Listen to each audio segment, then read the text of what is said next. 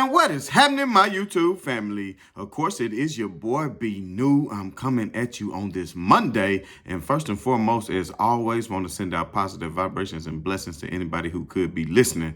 Now, with all that being said, we do all know that the Los Angeles Lakers were in action on yesterday at the Crypto.com arena in downtown Los Angeles, taking on none other than the Brooklyn Nets.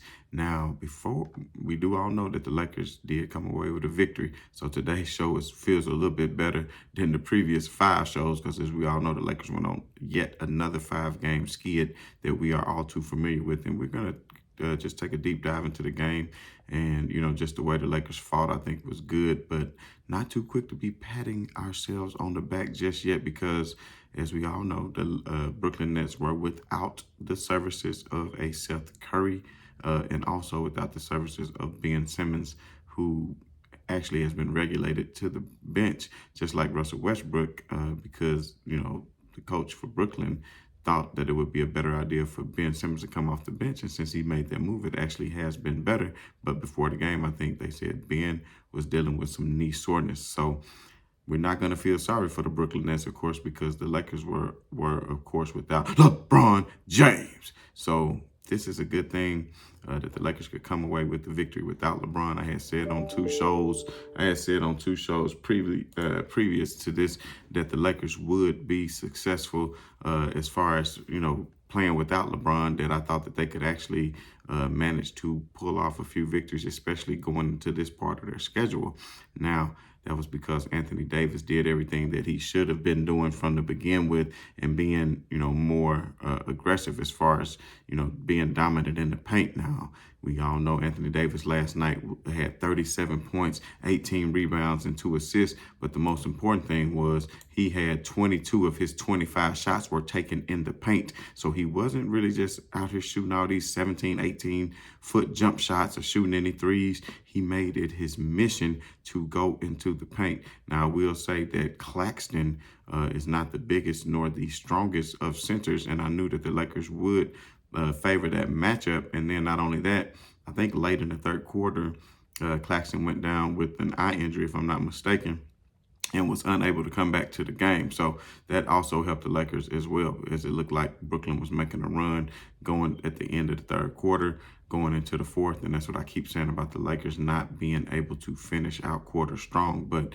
anyway, another great performance I want to point out by Lonnie Walker. Lonnie Walker had a hell of a game on yesterday.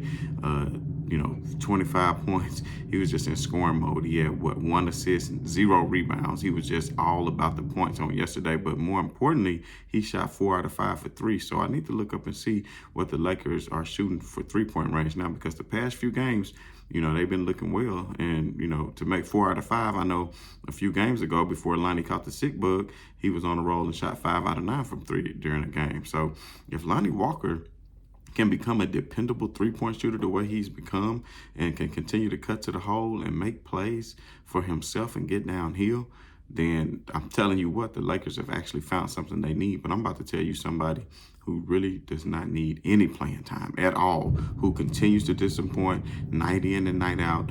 And I know y'all already know who I'm talking about. Put in the comments if you knew already who I was talking about before I'm about to say it. None other than Kendrick Nunn. Kendrick Nunn has looked terrible. He can't seem to get his offense going. He can't make open shots. He's not creating for others. He's turning the ball over. He's playing horrible defense. I don't understand when Brooklyn was going on that run and Kendrick Nunn kept getting caught up on KD. I don't know why a timeout wasn't called immediately to insert Pat Bev back into the game. And speaking of Pat Bev played an excellent role last night as far as defending Kevin Durant. And you look at the stat line and you see Kevin Durant got going with 31 points, which is his season average right now. But Kevin Durant didn't have really too many points in the first half. He was pretty much shut down. He got going late. He got going later on in the third and fourth quarter, but by that time it was too late. And that was because the Nets were figuring out a way to really get KD freed up, especially from those picks that was being set that Pat Bev couldn't get through. But at the end of the day, the Lakers played great team defense, and they were really getting out on the three-point shooters and really caused Brooklyn not to be very effective from the three-point line, because if you look at it as a whole, I want to say from the three-point line, the Lakers were 11 out of 27 at 40%, whereas Brooklyn was only 7 out of 27. So they took the same amount of shots, but the Lakers made 4 more threes, and that's kind of what ended up being a lot of the difference in this game. But at the end of the day, shouts out to Pat Bev. I don't know if you called it that in the post-game interview, but they were saying, man, what got into this team? You know, and they said, man, LeBron turned into the hell of a coach yesterday at practice and became a leader, and that the young guys really bought into it, and that all the young guys said that they, you know, really looked up to the things that LeBron brought to the table in practice and shoot around, and that they really implemented some things into, you know, the scheme as far as offensively and defensively that LeBron James had seen once watching on film. Not saying he's the coach and trying to give him all the credit, but it was definitely his words that Pat Bev said that became strong strengths of encouragement to not only the young guys, but the vets, to let them know, hey, let's not throw this season away. Hey, y'all can do this without me. I'm just guessing. This is some of the things he could have been saying, but don't depend on me. You got AD, who was a monster. Find a way to feed him that ball. Find a way to be aggressive. Don't sit up here like we do not have to go out like Willie Lump Lump. A lot of this is confidence. A lot of this is confidence, and LeBron James is playing with plenty of confidence. I'm sorry, not LeBron James, but the Lakers, without LeBron James, are starting to play with plenty of confidence. You got Lonnie Walker, who's playing well. You got Austin Reeves, who I think stepped up and is playing well. If he can continue to hit the three, that'll be good. He's been very streaky on that, but he's getting open looks. So the more open looks he can get, he's not like a sharpshooter like a Matt Ryan, who's not getting a whole lot of playing time just because of the defensive liability that he sometimes is when he's on the floor, depending on matchups. But in most cases he is. He still has a way to go before he can be a solid NBA player. Now, we do all know he was doing DoorDash last year, so if that gives you any kind of idea. So excuse me for scratching my eye, but man. So anyway, back to what I was saying.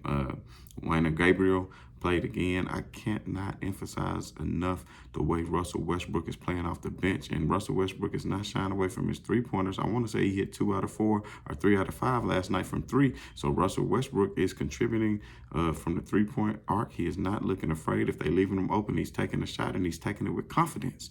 And that's the thing.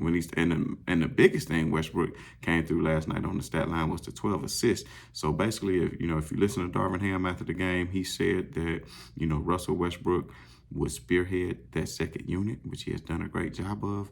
Even though you look at, he had negative points last night, but that's because he was playing with both the starters and the bench players. And when there were some bad runs going on that, I won't necessarily blame Russ for, as far as him being a negative, because that's when he was on the floor with Kendrick Nunn. And Kendrick Nunn, I'm telling you, man, he needs 0 minutes. If you can find a way to trade him, do it. You might not get much back in return, but I'm telling you, he's a defensive liability. And if he's not making open threes, then what is he good for? Maybe he needs to build his confidence up too. But at this point, maybe the bubble was just all a joke. But good news is for the Lakers is this is something you don't see very often. 4 nights off.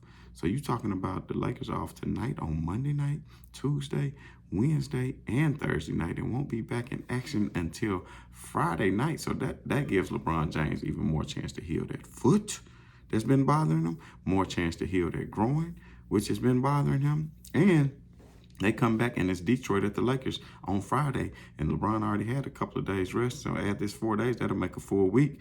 I say, don't play at Detroit. Don't play at Detroit because, I'm not saying overlook the opponent, but if the Lakers can play with the same defensive tenacity that they played against with Brooklyn throughout 4 quarters that they finally put together, and AD can go ahead, because it's all about matchups as well. So I think the Lakers, will still line up against them well. And plus, another bright spot for the Lakers is, according to Lonnie Walker, now he may have gave away too much information. Maybe Coach Ham didn't want to let this loose, but Lonnie Walker said that Dennis Schroder would be returning to the lineup on Friday. And not only that, Also, you would have the services of that of Thomas Bryant. So the Lakers can have a center with size and a real rim protector and let AD play some of that 4 spot where he'll be able to roam around or just a little bit more and to play help defense because he's already dominating on the defensive side. And I'm saying he's looking like a top 5 defender already. Now, if he can put together the offense like he did on yesterday in both, now you're getting back to that MVP candidate quality play that we come to expect from Anthony Davis because people are starting to wonder why the hell was he in the top 75? You know, is he even deserved to be in the conversation with that of a Joel Embiid, who we saw go off last night? And speaking of which, you know, the Lakers dropped that game in Sacramento the other night, but guess, lo and behold, the Warriors still cannot win on the road because they got beat by Sacramento last night. And I know they had a hell of a game the other day where they pulled all them points out the hat and Steph Curry ended up with the 40 points and they came away victoriously. I think that was against Sacramento. So they must have had a back-to-back against Sacramento like the Lakers are going to be having against San Antonio. Because, you know, the Lakers got Detroit on Friday. But then after that, you got the Lakers at the Suns. And then after that, see, I think LeBron can still have a break because then you got Spurs at the Lakers and then you got Lakers at the Spurs. So you got the Spurs 3 times in 1 week with Suns also in that. And so if the Lakers can pull out a victory at Detroit, which I think they can, Spurs are playing hella good. So I'm not saying that it's going to be an easy victory, but at the same time, I'm not saying tanking mode is in, you know, they're in tanking mode or anything. But I feel like the Lakers can win that game against the Spurs. Honestly, I think they match up well against the Suns. If AD can play like AD, I think they match up well against the Suns because I'm telling you, Lonnie Walker is coming. He's starting to be that guy. And the Spurs are going to regret letting that boy go because I'm telling you, he's starting to be that guy. And I'm talking about he got the stroke going on from 3. He getting to the basket. He finishing strong at the rim. And speaking of that, I don't know if y'all saw Russ dunk last night. If you didn't see it, go back and look at it. And Russ had a great play, too, where he got caught on a pick, and then he was isolated against Kevin Durant, and Kevin Durant thought it was going to be an easy money sniper against Russell Westbrook, and Russell Westbrook stuck with the play, kind of like Jordan stuck with AI after AI beat him off the crossover, and everybody say Jordan was still there, well, Russell Westbrook worked his way back in there and slap, got that Joe. That's the difference between how MJ didn't get AIs when they said he came close, but it wasn't no cigar. You understand what I'm talking about? So then the Lakers got the Spurs. Then it's the Pacers at the Lakers. So I'm telling you, the Lakers get into the mix of a 5-6 game win streak. Then you look up and what do you have? Because look, you still got a Warriors team that's under 500. You got a lot of these teams who was expected to be good that's not. And then you have Utah and Portland Trailblazers at the top of the conference. We're going to see how long that's going to last as teams start to figure them out. But I'm telling you what, they do got a squad. But I'm very excited about Thomas Bryant coming back and getting into the fold and seeing AD play a little bit at the 4 spot. And even if he does play 5, having a good center who can actually come in and take his minutes. Not saying Wayne and Gabriel, because Wayne and Gabriel and Russell Westbrook have had a hell of a combination. I would still like to see Gabriel at that 4 playing alongside of Thomas Bryant with that second unit. And then you could and Wayne and Gabriel hit a 3 last night, 1 for 1 on 3. That's something he said he worked on all summer. So if he can gain some confidence in that shot, I'm telling you, he all over the place as far as, you know, he only had 9 points last night, but he was all over the place as far as picking up loose balls, picking up defensive intensity, getting extra boards. You know, as a whole, the Lakers last night, I want to say had, I can't remember, a lot of extra shots more than what Brooklyn had, and we got to get that props out to Christie. I like the young dude, Christie. He's not afraid. The other night he made a few good shots, you know, open threes. He has no hesitation, and he seems to be hitting those, but he didn't have the opportunity last night. He didn't score any points, but he got 9 big rebounds, and he skied up for some of those rebounds. I said, man, the little dude got some hops. You understand what I'm saying?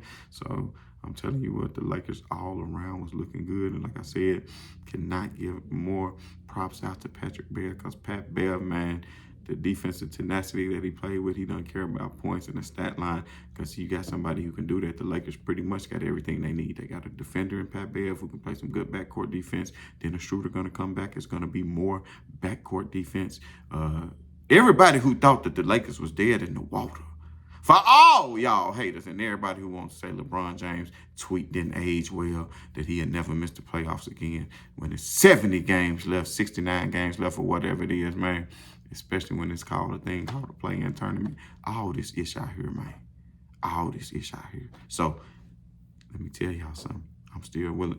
Matter of fact, what I'm going to do is I'm going to do a schedule breakdown.